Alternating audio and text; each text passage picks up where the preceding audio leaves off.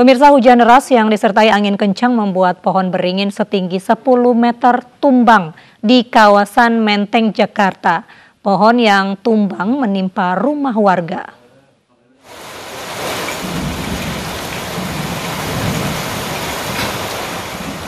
Pohon beringin setinggi 10 meter ini tumbang dan menimpa rumah warga di Jalan Ambarawa, Menteng, Jakarta.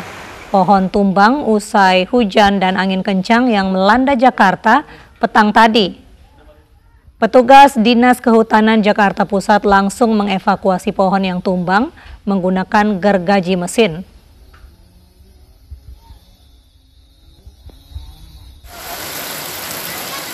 Hujan deras juga membuat ratusan rumah di Kelurahan Bukit Duri, Tebet, Jakarta Selatan terendam banjir. Ketinggian air berkisar antara 40 cm hingga 1 meter. Genangan air muncul akibat meluapnya kali di sekitar permukiman penduduk.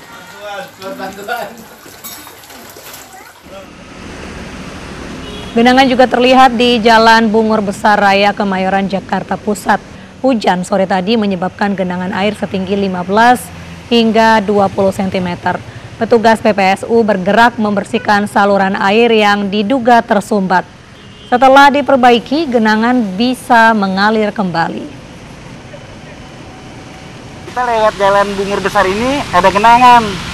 Terus kita turun, kita cek mulut air dan salurannya, ternyata antrian air. Dan pihak SDA pun sudah datang dan membantu kita untuk menangani genangan ini. Pemirsa, jenazah pria korban penembakan yang ditemukan di salah satu ruko di kawasan Kelapa Gading, Jakarta dibawa ke Rumah Sakit Polri. Jenazah korban langsung dimasukkan ke ruang forensik untuk diotopsi. Jenazah korban tiba di Rumah Sakit Polri Kramat Jati, Jakarta Timur, Kamis sore. Jenazah langsung dimasukkan ke ruang instalasi forensik untuk kepentingan otopsi. Jenazah korban ditemukan di depan salah satu ruko di Komplek Royal Gading Square, Kelapa Gading, Jakarta Utara dengan sejumlah luka tembak di tubuhnya.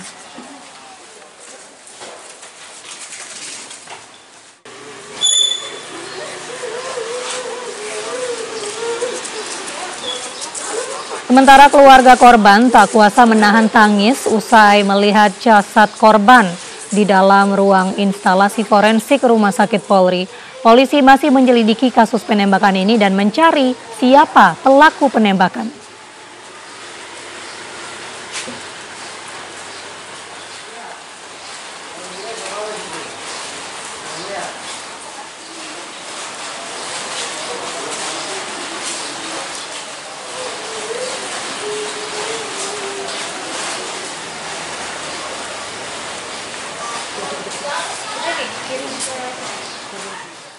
Dan pemirsa, untuk mengetahui informasi selengkapnya sudah ada rekan Pangeran Negara di lokasi kejadian untuk mengetahui perkembangan kasus penembakan pengusaha di Kelapa Gading. Ya, Pangeran, bagaimana sejauh ini penyelidikan yang dilakukan? Mirva, berbicara soal perkembangan kasus seorang pria yang meninggal ataupun mati ditembak oleh seorang pria yang belum diketahui inisialnya ataupun identitasnya. Tentunya kita akan merujuk dari hasil olah TKP yang sudah dilakukan oleh Satuan Reskrim dari Polres Jakarta Utara. Jadi tadi siang hingga sore hari tadi pihak Satreskrim Polres Jakarta Utara telah melakukan olah TKP dan dari hasil olah TKP tersebut pihak kepolisian mendapati beberapa bukti. Bukti pertama yakni adanya 4 butir selongsong peluru yang diduga berasal dari senjata yang digunakan oleh pelaku saat melakukan aksinya. Dan yang kedua adalah adanya bukti CCTV yang menunjukkan bagaimana pelaku melakukan aksi penembakan terhadap korban. Yang menarik adalah ada perbedaan keterangan dari saksi mata karena saksi mata mendengar hanya ada 3 tembakan yang terdengar pada saat siang tadi, pada saat kejadian. Namun pihak kepolisian menemukan 4 butir selongsong peluru.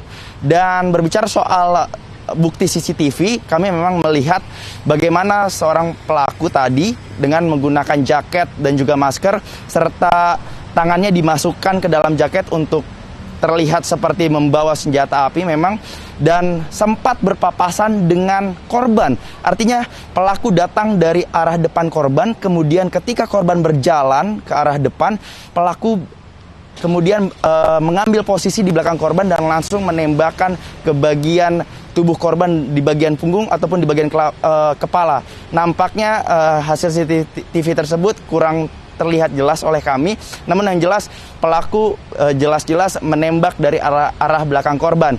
Nah, selain itu kami pun dapat melaporkan bahwa dengan adanya olah TKP tersebut, pihak Polres Jakarta Utara pun telah memasang garis kepolisian di tempat kejadian perkara ini, dan sampai dengan saat ini pihak Polres Jakarta Utara telah memeriksa 6 saksi yang terdiri dari petugas keamanan di tempat kejadian perkara, kemudian juga dari pihak keluarga dan beberapa saksi mata yang memang ada di tempat kejadian perkara pada saat kejadian siang tadi. Dan sampai dengan saat ini memang pihak kepolisian masih terus melakukan penyelidikan karena sampai dengan saat ini belum diketahui secara pasti apa yang menjadi motif pelaku melakukan aksi penembakan tersebut. Mirfah.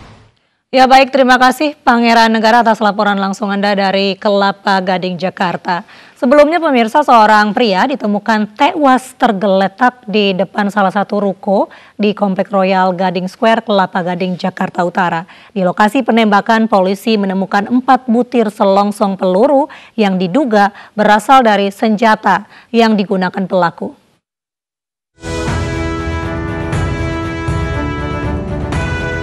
Jasad seorang pria ditemukan tergeletak di teras salah satu ruko di Komplek Royal Gading Square Kamis siang. Sejumlah karyawan dan warga di sekitar lokasi terkejut. Istri korban hanya bisa menangis dan memeluk anaknya, mengetahui sang suami sudah tak bernyawa. Satuan Reskrim Polres Metro Jakarta Utara yang tiba di lokasi langsung melakukan olah tempat kejadian dengan mengerahkan tim identifikasi. Dari hasil olah tempat kejadian perkara sementara, diketahui bahwa penembakan atau asal peluru datang dari arah belakang korban. Korban bernama Sugianto, berusia 51 tahun, ditembak sebanyak 4 kali. Di lokasi kejadian, polisi menemukan 4 butir selongsong peluru yang diduga berasal dari senjata milik pelaku. Kami menganalisa sementara bahwa korban mendapat 4 tembakan yang ditembakkan dari belakang. Sudah menemukan 4 buah selongsong yang ditemukan di TKP yang kemungkinan itu adalah selongsong dari senjata milik pelaku. Polisi masih menyelidiki motif penembakan terhadap pengusaha pelayaran ini. Sejauh ini polisi telah memeriksa 6 orang saksi terdiri dari pihak keluarga, petugas keamanan komplek ruko dan juga para karyawan. Dari Jakarta, Vendra Kurniawan, iNews melaporkan. Polisi menggelar rekonstruksi kasus pembunuhan bos toko roti warga negara Taiwan yang jasadnya ditemukan di Sungai Citarum, Subang, Jawa Barat.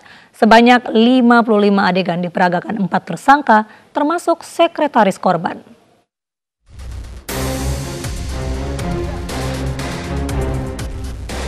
Empat tersangka termasuk otak pelaku dihadirkan dalam rekonstruksi yang salah satunya digelar di Polda Metro Jaya Kamis pagi. Sementara 1 pelaku lainnya diperankan oleh pemeran pengganti. Ada 4 adegan diperankan para pelaku terkait perencanaan pembunuhan Su Minghu, bos toko roti warga negara Taiwan, hingga kesepakatan untuk membayar para eksekutor sebesar 150 juta rupiah. Rekonstruksi hari ini dilaksanakan dengan melakukan 4 adegan, di mana 4 adegan ini fokus kepada perencanaan para pelaku. Perencanaan yang pertama itu terjadi di rumah makan di wilayah Cikarang. Kemudian yang kedua, tetap pertemuan untuk perencanaan pembunuhan di lokasi yang sama. Kemudian pertemuan untuk perencanaan pembunuhan yang ketiga itu dilaksanakan di kantor salah satu tersangka. Kemudian untuk perencanaan pembunuhan yang keempat itu dilaksanakan di salah satu pool truk yang ada di Citarik. Selain di Polda Metro Jaya, rekonstruksi juga digelar di kediaman korban di kawasan Cikarang, Bekasi, Jawa Barat. Sebanyak 51 adegan diperagakan di lokasi ini termasuk adegan membunuh korban. Jasad Su Minghu ditemukan di Sungai Citarum, Subang, Jawa Barat 26 Juli lalu usai dibuang pelaku. Otak pembunuhan korban ialah sekretarisnya yang kesal lantaran korban menolak bertanggung jawab usai menghamili pelaku. 4 dari 9 orang pelaku ditangkap, sementara sisanya masuk dalam daftar pencarian orang. Tim Liputan iNews melaporkan. Kepolisian dan Kejaksaan menggelar rekonstruksi pembunuhan seorang istri oleh suaminya di Jambi. Dari 27 adegan yang diperagakan, terungkap pertengkaran suami istri ini dipicu masalah uang Rp20.000.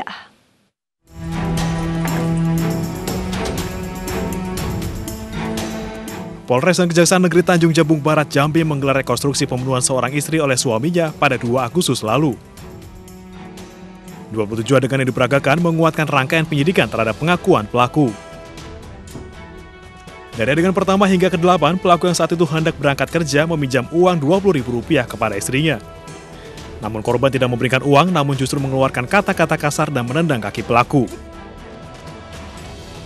Pelaku yang emosi kemudian mengambil sepotong kayu dan memukulkan ke kepala korban hingga tewas. Pelaku yang merupakan suami korban mengaku membunuh karena emosi terhadap istrinya. Dia nendang Pak, nendang kaki tuh. Oh gitu ya? Iya. Sebelumnya dia marah-marah sering. Bapak sadar Pak? Sadar Pak. Sadar ya? Iya. Pak, apakah sebelumnya Bapak dan istri pernah terlibat cekcok Pak? Tidak pernah Pak. Nah, Pak, apakah Bapak menyesal Pak dengan tindakan yang Bapak lakukan terhadap istri Bapak? Menyesal Pak. Dari hasil pemeriksaan, pembunuhan disebabkan kekerasan dalam rumah tangga. Polisi juga akan memeriksa kondisi psikologi pelaku. Hasil pemeriksaan sementara bahwa latar belakang pelaku melakukan tindak aniaya kekerasan fisik kepada istrinya dalam lingkup rumah tangga ini dikarenakan ada cekcok atau pertengkaran yang berdasarkan keterangan pelaku selama ini pelaku cukup sabar, sering mendapatkan perlakuan baik itu kata-kata yang kurang pantas. Pelaku terancam Undang-Undang Nomor 23 Tahun 2004 tentang penghapusan kekerasan dalam rumah tangga dengan ancaman hukuman 15 tahun penjara. Dari Tanjung Jabung Barat, Jambi, Jumalis Ali, iNews melaporkan.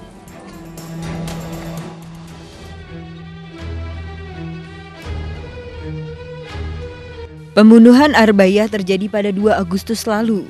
Korban ditemukan warga di dalam rumahnya. Polisi menemukan balok kayu yang dipakai untuk membunuh Arbaiyah. Tak lama setelah jenazah Arbaiyah ditemukan, polisi menangkap suaminya Samlan yang ternyata menjadi pelaku pembunuhan.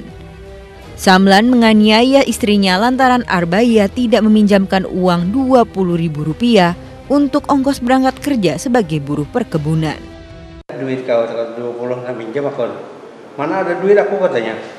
Dari duit katanya dia bolak-balik bebedak dulu Pak. Kenapa begitu? Bebedak. Karena kacau di depan pintu itu kan. Dekat kamar aku lah. Begitu. Bolak-balik itu langsung nendang dia. Itulah kalap tuh. Langsung nendang. Bapak minta duit, iya. Terus nggak dikasih. Bukan minta, berhutang. Berhutang duit iya. Sama istri nggak dikasih, Nggak terus dikasih. dia malah nendang. Kalau marah-marah nendang. Nendang Bapak? Iya, karena duit habis aku serahkan, kalau letak aku serahkan duit seperti itu semuanya. Kini 2 anak Arbaiyah yang masih kecil tinggal bersama keluarga terdekat karena tidak ada yang menjaga. Pihak keluarga berharap Samlan dihukum sesuai perbuatannya. Dari Tanjung Jabung Barat, Jambi, Jumalis Ali, iNews melaporkan.